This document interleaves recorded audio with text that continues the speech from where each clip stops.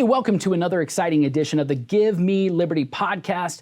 I have an exciting conversation with former Kentucky Governor Matt Bevin when it comes to economics, fiscal policy, border security, national security. What is Xi Jinping doing? All of this and more. Also, we discuss about the future generation right here at Liberty University. You don't want to miss it.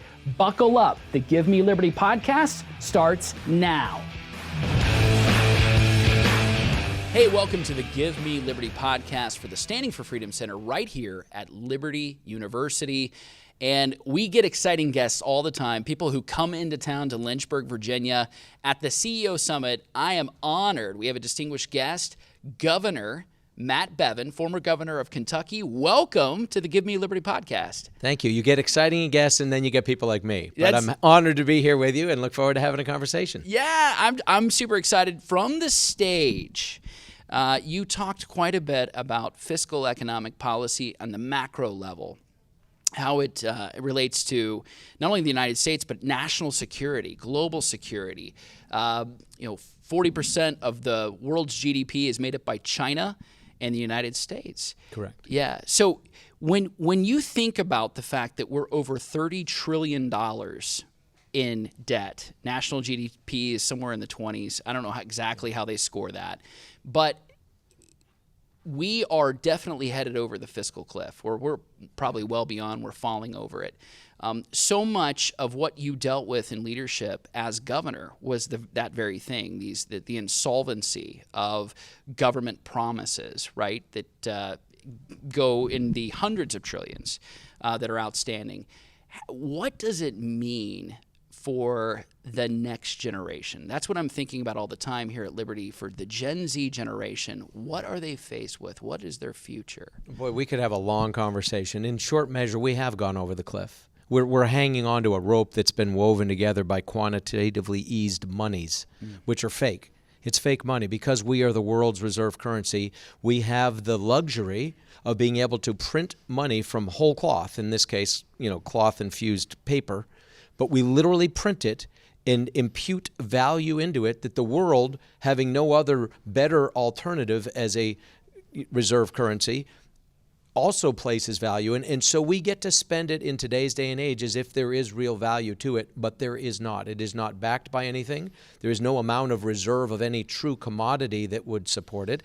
As you made note of, our national debt literally now does exceed our wealth production, or our GDP, gross domestic product, as a nation in any given year. It is not financially possible. Quite literally, there is no actuarially designable way that anyone has the stomach for, which would include a level of austerity that literally would result in death and destruction, to be able to pay back our debt. No American is going to say, listen, take 100% of the wealth I produce for the next 1, 2, 3 years to pay back debt incurred by people that preceded me. I'll have no heat, no food, no infrastructure, no education for my children. No one's going to say that, nor should they. But the reality is, this is where we are. We now have more debt than we will be able to pay off. So for the next generation, who is going to pay it off? It's not going to be paid off, which means there are going to be dramatic changes. When or how, that is going to be determined by a variety of things. But the thing I would encourage young people, and literally for anybody watching this, is as harsh as this might sound, know what you believe. Know why you believe it. Be able to be an apologist for that, to defend your faith, your economic thought process, but also very critically know how to feed yourself. Have access to arable land. Know where you're going to be able to get potable water. Understand how to defend yourself. It sounds harsh and conspiratorial to talk in this way, but this is the history of the world. Quite literally, there are cycles where nations rise and fall. And what's interesting, if you look at the history of the world, yes, there has never been a nation's border. Well, let me back up. Nations' borders do move because of war. Yes. Capital cities move because of war. Languages that people speak change because of war. What has never been destroyed by war in the history of the world is a culture. Cultures and civilizations from the dawn of man and of recorded time have crumbled from within. They fall as a result of a crumbling from within. And the greatest threat that our nation faces, in addition to the economic discussions we're talking about, is apathy. It is an obliviousness to the fact of this economic reality, and it is a level of apathy that we can continue to dance to this free tune because the piper keeps piping, and nobody wants to face the hard, brutal reality is that we have saddled our children and their children and their children's children with a level of fiscal debt that they will not be able to get out from under. It's truly scary. I mean, I think you're right. You hit the point, which is, generations get accustomed to certain things in just a very short period of time. Most of the world's wealth was created at the beginning of the 20th century. When you think about, or actually the beginning of the 1800s, right, until now, you think about the growth of the economies around the world. Most worldly wealth has been generated in the past 200 years, right, since the dawn of time until then, and then from then moving forward. We've become accustomed to a certain kind of living and lifestyle. My great-grandmother's generation went through the Great Depression. I knew my great-grandmother. She saved everything. Everything was stored in jars. She stored it. She would save her change. Now that change is worthless, but she would save, it was like purse money, right? Her change is actually worth something because that's real copper in those pennies. Yeah, that's right. That actually has more value than the penny itself. Because of the precious metal. Yeah. No, that's true. But you look back at how they had to live through that. There was the New Deal, which was a disaster of a public policy. And if it had not been for World War II and the growth that came out from that, the baby boomer generation, building schools, hospitals, you name it, they grew their way out.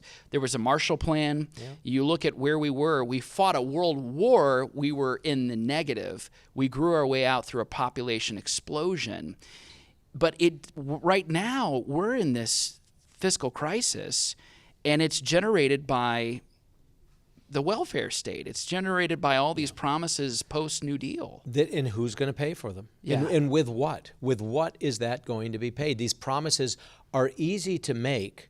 They're harder to fulfill. And again, at this point, think about just one of those. One of the most fundamental promises that's been made is Social Security. Mm-hmm. When that system was designed, as some of these others as well, Medicare, et cetera, when these systems were designed, you had 20 workers for every retiree, 20 people paying into the system. And over time, as demographics have changed, as we've aged, as the population has produced fewer children, that number went from 20 to 10 to 8 to 7 to 6 to 5 to we now have fewer than 3 people, maybe down to 2 or less per retiree in our system that are paying into a system. It's unsustainable. Yeah. It really is. I don't know exactly where it is now, but it's trending to becoming inverted. And you take any pyramid, you invert it, what do you have? You have a wedge.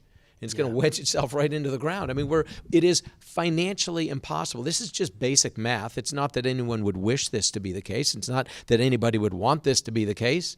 The reality, it's just fiscal, simple reality. Yes. It is not possible to have 2 people working, 3 people working, and paying for one person to be retired who's making as much in retirement as they are pre-tax. Yeah, I mean, incredible. It's just not possible. So you mentioned about potable water. I think one of the thing that is present on everybody's mind is the energy crisis. Yeah. It's the fact that here we were actually energy independent just a couple of years ago. We still are. Yes. Don't kid yourselves. Yeah. We have the capability, and we are rich with resources here in the United States. I think the Permian Basin in Texas is the largest oil reserve on the face of the planet. So we can ad infinitum, seemingly, produce our own energy. But you mentioned water in scarcity. Talk a little bit about that. I mean, you don't have to look beyond the borders of our own nation. Look at the Colorado River. Who would have ever thunk that you could suck that dry? And we have indeed sucked it dry. I mean, Mexico, which used to be the recipient of this water, doesn't even see a trickle of it anymore. And we continue one of the fastest growing counties in the country. And it's a beautiful place, and this isn't meant to be pejorative in any sense, but Maricopa County in Phoenix, it's in the desert. Yeah. We have millions of people moving to Las Vegas and Phoenix and all these places that are in the desert. It's not sustainable. And they're using waters. And yes, we're going to become more and more, as we have been, efficient with our respect to how to use water, recycle water. Even desalinization is going to continue to be improved upon. But the reality is people cannot live by the millions in the desert without a source of water. They just can't. And we are running out of it in certain regions. We are so blessed in this nation with an abundance of it. But if you look at certain continents and certain subcontinents, you look at India, the southern region of India, Chennai, the most southern part of that country, is literally drying up. There's 1.2 billion people who live in India. There is mass migration that has begun of necessity, is going to continue to increase. As water runs out, there will be movement of people around the world. And there will be wars fought over this because it is the most fundamental ingredient for life. You can't sustain anything, an economy, a military, or anything else without the ability to live. And the fundamental building block of a healthy life is water. Period. Yes. And there is going to be, of necessity, people focused on this like a laser. And we'd be wise as an economy, those of you that are watching this that would have children, that would think about what they want to do with their lives, where they want to focus, anybody who does end up in government, think about this. I will give a small plug for Kentucky. Yes. Of all the states, this would be something you may not even realize. Of all the states in the United States, the only state that has more moving water, more navigable water, more miles of moving waterways than Kentucky is Alaska. Not a single state in the continental United States has more water. We are blessed in a world of geopolitical instability, and there's a lot of it. North America is perhaps the last bastion of any seeming sense of stability. We got plenty of issues, but here's North America. What's in the middle of North America? The United States. How blessed we are to be Americans. But what's right in the middle of the United States? Kentucky. With lots of moving water, baby. So we got room. There's 4.5 million people. There's always room, if you're willing to work. That's Only a good if you want to work. pitch. That's a good pitch. Only if you want to work. Well, real quick, I do want to address China because you did a great job talking about that threat. They are making plans not based on quarterly spreadsheets. They're literally planning the next 100 years, the next 1,000 years. Yeah. And they are not as rich in resources as we are here in the United States, but they have a centralized planning method, strategy, the Belt and Road Initiative. Yeah. They are putting money out there, buying up airports and tracts of land and all sorts of other things, mineral rights, you name it, on the continent of Africa and elsewhere around the world. Talk a little bit about China. I mean, China, again, we should be wise about their aspirations. We should be informed. They are an amazing people. I mean, they really are. I mean, there are just different people groups and different nations and different ideologies, different tribal instincts that exist around the world. It's probably unwoke to pretend there's any difference between any people anywhere, but that's just not true. Yes. And the Chinese people are incredibly brilliant, incredibly aspirational, incredibly capable. There have been times in the past, thousands of years ago, where they were the dominant economic powerhouse on the planet. There was a reason why the Silk Road back in the day was what it was. That's right. But what they have now is a very intentional leadership that unfortunately is able to accelerate their vision by suppressing the individual rights of the people themselves. Ultimately, that's going to hit a wall. They're hitting it already a little bit. They have so many cities where the numbers of men to women is literally, like in some cases, 1.7 to 1. Wow. They have, because of the one-child policy and people's desire to have a male child, the number of women that have been born has been greatly diminished. And now the mindset, even though the government is now incentivizing, even paying in some regions for people to have more children, they're not doing it because they have been basically conditioned to have one child. So the net result of this is they are demographically dying. They have 2 people dying for every 1 point some that are being born. They are in trouble. They also don't have, as you said, significant natural resources, some rare earth minerals and certain other things, but truth be told, nothing like we have even in the United States, or that exists in Canada or in parts of Europe or in even Africa for that matter, which is why the Belt and Road sounds so benign and so friendly, and we'll build you some roads and we'll bring some resources out and we'll take advantage of that. Well, the bottom line is they have to be territorial. They have to be conquesting, overtly or covertly, of materials and peoples in order to feed what they need to accomplish the long-term game. And that's something for us just to be mindful of. I wouldn't say, and I mean this sincerely, don't be fearful of it. Mm-hmm. Be wise as a serpent. Be informed, be wary. If those would consider China an enemy, and I don't necessarily espouse that necessarily, but if you think keep your friends close, well, keep your enemies closer. Yeah. You know, whether they're a friend or an enemy, keep them at arm's length, and be wise, be wary, and just know that their intentions are not ours. They're looking out for themselves. Very well said. And sort of a kind of wrapping all of this up, I know that for you, your faith has guided you in leadership, in business, in all your life experiences. You are a born-again Christian. You talk publicly about that. You've been very outspoken. When I think about what America needs right now, I mean, you think about we need a new economic renaissance, but I also think that we need revival and reformation. We have to rediscover the principles that made America great. You think about what was so apparent in 1776 was brought largely by the great awakenings that took place in this country from the pulpit. The pulpit formed the conscience of the nation. It wasn't necessarily John Locke. It wasn't necessarily Scottish philosophers. It was Matthew, Mark, Luke, and John. When you look out and you see the challenge, this generation in public schools, I think you even identified this before DeSantis and other people, at the alarm of the kind of indoctrination that's happening in public schools, children being put in harm's way. You were saying this before anyone else. I just want to talk just a little bit about what this country needs from your vantage point as a leader. Sure. I mean, going back to what you said at the outset, again, I've always been very unapologetic about my faith. I don't, I look at it this way. I don't need to wear it on my sleeve, but I will never apologize for it. As a political person, when I ran for office, I was going to answer to the ballot box. But as certainly as I was going to answer to the ballot box on any given election day, I am 100% confident I'm going to stand before my Creator someday. And I'm, truth be told, more interested in what I hear that day than what I hear as a result of an election. Yeah. So not that elections don't matter, they do, but in the continuum of eternity, this is a tiny blink of an eye. And so what I would say is to parents that are out there, to students, to people that are watching this, to business leaders, what do you believe? And why do you believe it? And are you an apologist for what you believe? Do you believe that there is an eternal consequence to actions that you take? Do you believe that there will be a higher order of authority than just that which exists on planet Earth today? And if you do, what are you doing about it? And how are you conducting yourself? And the key is not to just wait, for the second coming, or just wait till things happen, or just figure God's got it covered. If you read in Exodus 14, I believe it is, the